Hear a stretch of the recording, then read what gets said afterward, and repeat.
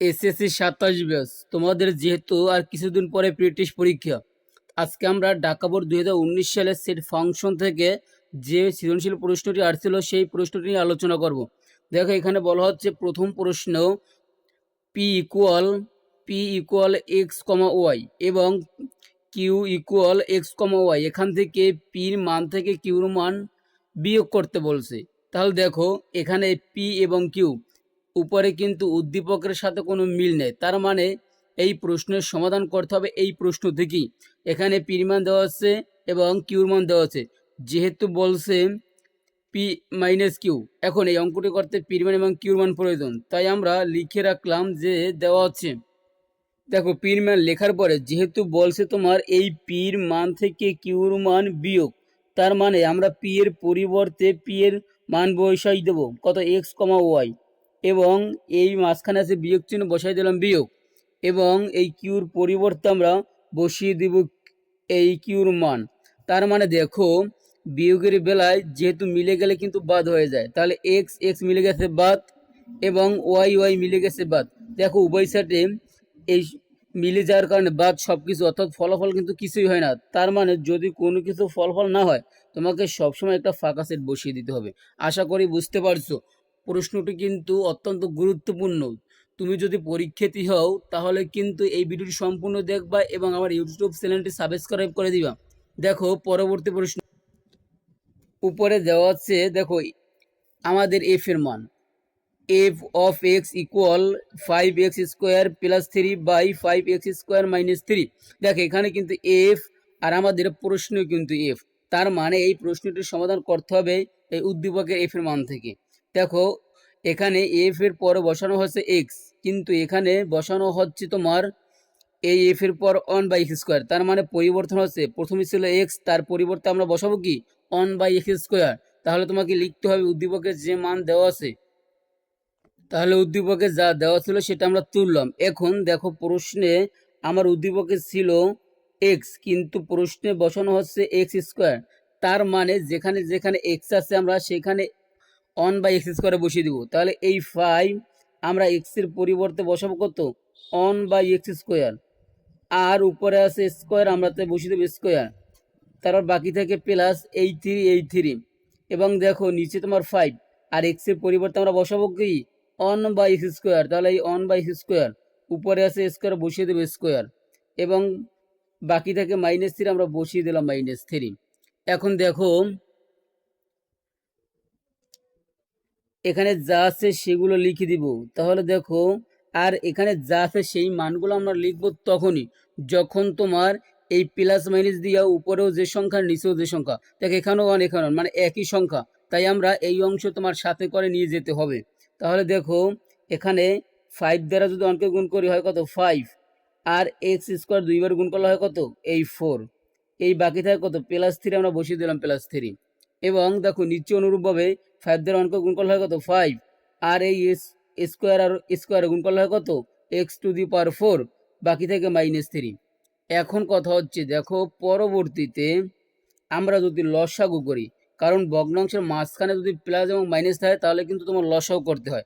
দেখো এখানে কোনো সংখ্যা নাই, তার মানে কত x⁴, এই 1 মানে নিচে তোমার একটা সংখ্যা সেটা হচ্ছে x⁴, তাহলে আমরা এখানে লিখে দেব x⁴, x⁴ মিলে গেছে, উপরে থেকে 5 আমরা বসিয়ে দিলাম 5, মাঝখানে যে চিহ্ন আছে আমরা সেটা বসিয়ে দিলাম, এবং এখানে কোনো সংখ্যা নাই, তার মানে x² দ্বারা এই 3 কে গুণ করলে কত 3x⁴। অনুরূপভাবে তোমার একই, এখানে কোনো সংখ্যা নাই, তার মানে যা আছে সেগুলো আমরা বসিয়ে দেব। এখানে x⁴ মিলে গেছে, তাহলে উপরে যা আছে সেটা তোমাকে নামিয়ে দিতে হবে, এবং এই মাইনাস আমরা বসিয়ে দিলাম মাইনাস। এখানে কোনো সংখ্যা নাই, তার মানে 3 দ্বারা ডাইরেক্ট এই সংখ্যাকে তোমার গুণ করতে হবে কত 3x⁴। আশা করি তুমি বুঝতে পারছো। যদি তোমার কাছে ভালো লাগে অবশ্যই আমার ইউটিউব চ্যানেলটি সাবস্ক্রাইব করে দিবা। এখানে যে যা অংশ ছিল সেই অংশ তো অবশ্যই লিখে দিতে হবে। এখন দেখো এখানে দুটি অংশ, এই একটি অংশ আর নিচে তোমার একটি অংশ, তার মানে আর মাঝখানে কি তোমার এই রেখা, এই রেখা মানে দ্বারা বুঝে তোমার কি ভাগ করা বোঝায়। তাহলে এই ভাগ যদি মাঝখানে থাকে তাহলে প্রথম অংশ যা আছে সেগুলো একই রকম লিখে দিতে হবে। তাহলে 5 plus thrice x to the power 4 এবং নিচে তোমার থাকে কত এই এক্স টু দি পাওয়ার 4। এই ভাগটা আমরা গুণ করে দিব এবং নিচে যা আছে সেটা উপরে যাবে এবং উপরে যা আছে সেটা কি নিচে যাবে। আশা করি বুঝতে পারছো। এখন ভাগের সময় উপরে নিচে মিলে গেল কিন্তু কাটাকাটি, আর এই অংশে যা আছে সেগুলো তোমাকে কি লিখে দিতে হবে। তাহলে কত এক্স টু দি স্কোয়ার এই, এবং আমরা পুনরায় আবার লিখে দিব, তাহলে অন বাই কি এক্স স্কোয়ার। আর এখানে কত দেখো উপরে থাকে তোমার এই 5 plus thrice x to the power 4 আর 5 minus thrice x to the power 4। এখন তোমাকে যেহেতু প্লাস 1 আর মাইনাস 1 আছে, তার মানে প্রশ্নে দেখো উপরে তোমার প্লাস 1 আর মাইনাস 1, তার মানে এখন তোমাকে কি লসাগু যোজন বিয়োজন করতে হবে। দেখো যোজন বিয়োজনের একটা সূক্ষ্ম উপায় হচ্ছে উপরে যা থাকবে তাহলে উপরে যা আছে আমরা সেটা উপরেও লিখে দিব এবং নিচেও লিখে দিতে হবে। তাহলে এক্স 1 বাই এক্স স্কোয়ার এবং নিচে আছে 1 সেটা উপরেও লিখে দিতে হবে যোগ দিয়ে এবং মাইনাস দিয়ে নিচেও লিখে দিতে হবে। অনুরূপভাবে দেখো উপরে যা আছে সেটা আমরা উপরে লিখে দিব এবং সেটা নিচেও লিখে দিতে হবে।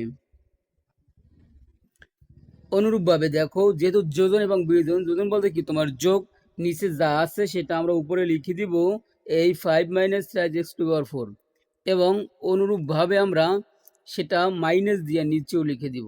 তাহলে কত এই মাইনাসের কারণে এই মাইনাসটি তবে কি হইয়া প্লাস হইয়া, তাহলে 3 এক্স টু দি পাওয়ার 4 এই minus 13 x to the power 4 এবং plus x to the power 4 কাটাকাটি, এখানে -5 প্লাস কাটাকাটি। তাহলে দেখো আমাদের প্রশ্ন কিন্তু এই প্রথম অংশ চেয়েছিল, তার মানে দেখো এখানে এর মানে এই অংশের সাথে কিন্তু আমার মিল আছে, দেখো মিল আছে না অবশ্যই।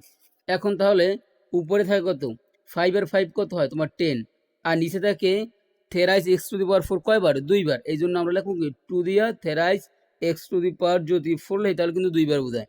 এই 2 দ্বারা তোমার 10 কে কাটলে কত 5, তাহলে আমাদের ফলাফল হচ্ছে কত উপরে 5 আর নিচে কত এই এক্স টু দি পাওয়ার 4। আশা করি তুমি কিন্তু বুঝতে পারছো। অবশ্যই আমার চ্যানেলটি সাবস্ক্রাইব করে দিবা, তোমার এসএসসি 27-এর সম্পূর্ণ প্রস্তুতি আমার সাথে নিবা। দেখো আমাদের পরবর্তী প্রশ্নে যা বলা আছে আমরা সেইটা সমাধান করব। দেখো আমাদের পরবর্তী প্রশ্নটি ছিল এস অন্যটিকে তালিকা পদ্ধতিতে প্রকাশ করো, এস অন্যটিকে তালিকা পদ্ধতিতে প্রকাশ করো। তার মানে আমরা এস আছে যেখানে সেখানে তাকাবো। দেখো এই এস এর ভিতরে কিন্তু তোমার এই সির মান এবং ডির মান আছে, তার মানে এই অঙ্কটি করার জন্য তোমার প্রয়োজন কি এই সির মান এবং ডির মান। তাহলে প্রথমে আমরা সির মান এবং ডির মান লিখতে হবে। আমরা সি এবং ডির মান যেহেতু এই প্রশ্নটি করার জন্য প্রয়োজন, তাই আমরা সি এবং ডির মান লিখলাম। এখন অন্যয় বা অথবা ডোমেইনস বের করার সহজ কৌশল হচ্ছে তোমার এই সির মান এবং ডির মান তুমি গুণ করে দিব। তাহলে আমরা গুণ করে দিব, তাহলে কত এই সি ইন্টু কত এই ডির মান। এখন দেখো এখানে সির পরিবর্তে আমরা বসিয়ে দেবো সির মান কত 1 3 এবং 5 ইন্টু ডি এর মান বসিয়ে দেবো, ডি এর মান কত 2, 4, 7। সেট ফাংশনের গুণ কিন্তু একটু ভিন্ন রকম, তোমাকে সেটা খেয়াল করতে হবে। তাহলে আমরা এই সেট ফাংশনে অন দিয়ে যে সংখ্যার গুণ করবা সেই সংখ্যা কমা দিয়ে লিখতে হয়। যেমন অন দিয়ে আমরা 2 কে গুণ করলাম তাহলে 1,2, অন দিয়ে তারপর কত 4 কে গুণ করবো তাহলে কত 1,4, অন দিয়ে তারপর 7 কেও গুণ করবো তাহলে 1,7, তারপর এই অন দিয়ে প্রত্যেকটার গুণ করার পর আমরা 3 দ্বারা গুণ করবো, তাহলে কত 3 দ্বারা যদি আমরা 2 কে গুণ করি 3, কত 2 এবং 3 দ্বারা তারপর 4 কে গুণ করবো 3, কত 4 এবং আমরা পরবর্তীতে এই 3 দ্বারা বাকি আছে কত এই 7, তাহলে 3 দ্বারা 7 কে গুণ করবো, মানে যা গুণ করবো সেটা কমা দিয়ে লিখতে হবে। তারপর কত 5 দ্বারা আমরা 2 কে গুণ করবো তাহলে কত 5, 2, তারপর কত এই 5 দ্বারা তোমার 4 কে গুণ করলে কত হয় 5, 4, তারপর 5 দ্বারা যদি আমরা 7 কে গুণ করি কত 5, 7। আশা করি তুমি কিন্তু বুঝতে পারছো এবং প্রথমে এবং শেষে কিন্তু সেকেন্ড ব্র্যাকেট দিবা। এখন আমাদের শর্ত ছিল কি প্রশ্নে, শর্ত ছিল তোমার এখানে শর্ত ছিল কত এই 2y x plus y less than 10, তাহলে সেটা আমরা উপরে লিখবো মনে মনে, আমরা তোমাকে সেটা লিখিয়ে এখানে আমরা একটা শর্ত দেই আপাতত। কত শর্ত ছিল কত 2y x plus y equal less than 10। এখন কথা হচ্ছে কি জানো যে তোমার উপরের মানগুলো এক্স এর সাথে ওয়াই এর মান, তবে খেয়াল করবা প্রথম মান প্রত্যেকটা ব্র্যাকেটের প্রথম মান হচ্ছে কিন্তু এক্স, তাহলে প্রথম মানকে আমরা মনে মনে এক্স ধরবো, পরের মানকে কি ওয়াই ধরবো। প্রত্যেকটা মানকে মনে মনে তুমি এক্স বিবেচনা করবা এবং পরবর্তীকে ওয়াই বিবেচনা করবা। তবে এখানে দেখো এই, তাহলে আমরা প্রথমটা এক্স এর মান, পরেরটা কি ওয়াই এর মান। তাহলে প্রথম মানের সাথে আমরা টু গুণ করতে হবে। এই দেখো এক্স এর সাথে কিন্তু টু গুণ আছে, তার মানে প্রথম মানের সাথে টু গুণ করব, তারপর পরবর্তী মান হচ্ছে কি ওয়াই, ওয়াই যোগ করব।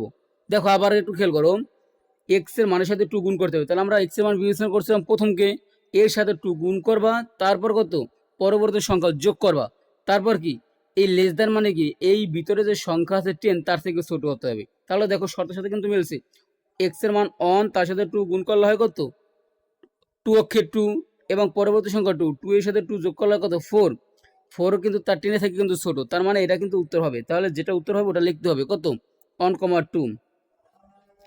এটার সাথে আবার প্রথম আবার এক্স এর মানের সাথে টু গুণ করবা, তাহলে কত হয় টু অক্ষে টু, আর তার সাথেও পরবর্তী মান যোগ করলে হয় কত সিক্স, তা কিন্তু 10 থেকে ছোট, তার মানে এটাও কি আমাদের অ্যান্সার হবে।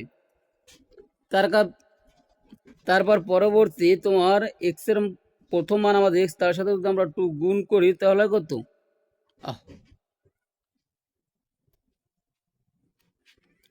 তাহলে তোমার কত টু অক্ষে টু, টু এর সাথে যদি আমরা 7 গুণ করি তাহলে কিন্তু তাও কি 10 থেকে ছোট, তাহলে অন কমা 7।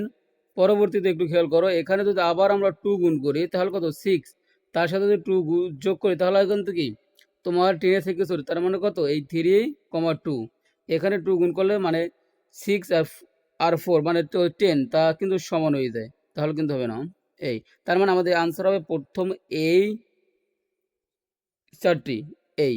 এখন ডোমেন হচ্ছে তোমার কি প্রথমগুলো ডোমেন, ডোমেন ডোমেন প্রকাশ করা হয় ডি দ্বারা। তাহলে প্রথম মানগুলো হচ্ছে কত ডোমেন অন, অন, অন মানে 3বার অন, প্রথম মানগুলো হচ্ছে ডোমেন, তার 3টে অনের পরিবর্তে আমরা লিখবো একটা, পরবর্তী বাকি থাকে কত এই 3, এবং রেঞ্জ হচ্ছে পরবর্তী মানগুলো রেঞ্জ, তাহলে কত রেঞ্জ, এই রেঞ্জ আর দ্বারা প্রকাশ করা হয়।